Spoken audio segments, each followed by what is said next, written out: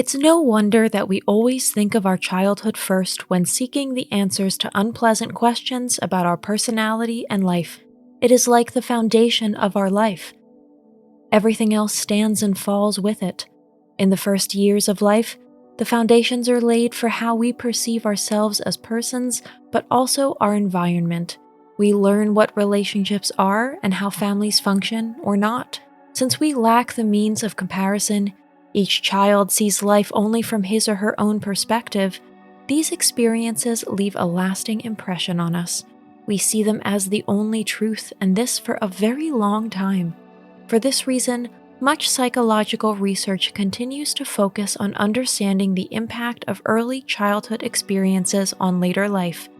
Of particular grievous importance is not only physical and sexual abuse, but emotional abuse as well. In today's video, we'll show you how this kind of toxic relationship affects us in adulthood. If you like our videos, please support us with a thumbs up, subscribe to Psychology and Mind, activate the little bell, and look forward to the videos we upload for you every day.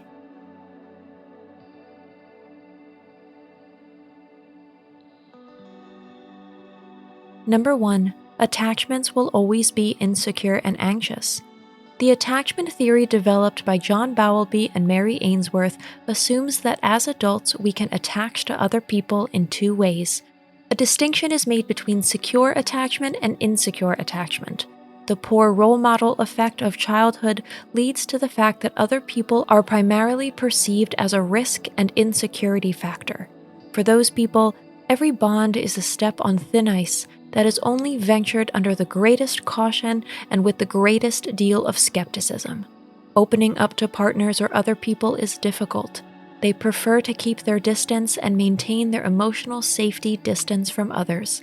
If you have never been allowed to get to know how people ideally interact and offer each other help and support, you will never have a clear idea of what is possible. Even after years of being together, insecurity will still have an iron grip on them.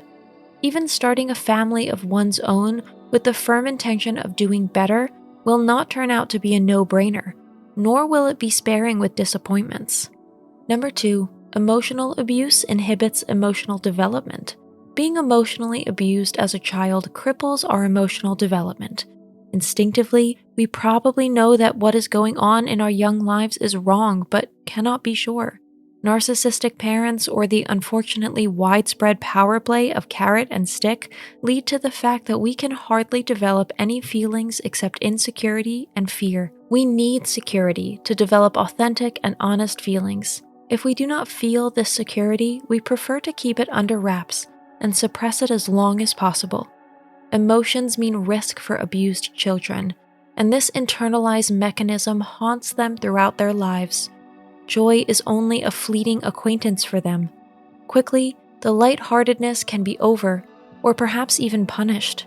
Fear, anger, shame, and sadness, on the other hand, are good old friends who are at least likely to be managed to some extent. Number 3, we adopt self-destructive patterns. When someone has had to grow up in a home that did not provide a sense of safety and security, the consequence is almost always the development of certain coping mechanisms and compensatory strategies. Many unloved children find ways and means to somehow fill the emptiness inside them. Eating plays a big role in this, as self-harm and the tendency to criminal acts and addictions. Feelings are strong components when they are neither allowed to develop nor to be expressed. Over the years, an outlet for them must inevitably be found. Number 4, it affects quality of life. Emotional abuse in childhood sadly leads directly to a difficult adult life in the vast majority of cases. The options are limited. Mentors or other people who eventually encourage these children and show them the wealth of options they would have in spite of everything are usually, unfortunately, thin on the ground. Many humiliated or abused children remain just that throughout their lives, never daring to look beyond the surface. Those who have always been kept down and treated as second-class human beings cannot develop a healthy self-image on their own. At some point, these people believe what they have been successfully told from an early age. Emotional abuse casts long shadows. Its victims are of the lifelong opinion that they do not deserve anything good or beautiful, and this is exactly the life they are then, unfortunately, destined to lead. Number 5, there is a higher risk of mental health problems. Depression and anxiety are not uncommon when emotional abuse has dominated childhood. Some sufferers develop outright post-traumatic stress disorder and can hardly lead a normal life. The tendency to addictive disorders and self-destructive behavior is compounded. It is therefore not surprising that victims of childhood abuse think significantly more often about suicide and tend to follow this desire with actions. As with any trauma, development is difficult to predict. There are people who seem to effortlessly leave a bad and deprived childhood behind and eventually reinvent themselves as adults. In fact, however, their lives will never be easy, even though it may look that way to outsiders. Not everyone has the strength or eventually meets people who can give it to them. Generalizing would be the wrong way to go, of course. Some former victims go on to lead good lives. Most, however, suffer for life in some way from the late effects of their traumatic childhood. Today's conclusion: our childhood, gone forever and yet omnipresent. Unfortunately, there is no second chance to catch up on one's childhood. Once it is over, it never comes back, but still accompanies us throughout our lives. Happy is the one who was allowed to experience love and recognition.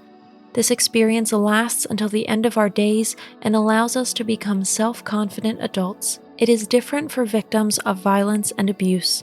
They cannot get rid of their demons for the rest of their lives.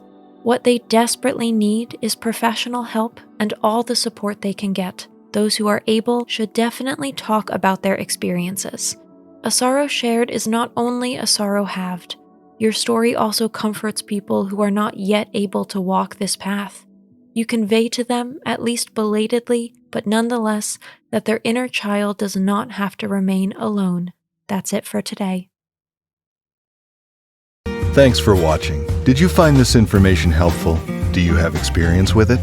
We would love to hear from you. Leave a comment below and let us know your thoughts. For more resources about mental health, self-improvement, and psychology, visit our website. You'll find the link in the video description where you can also connect with us on social media and sign up for our email list.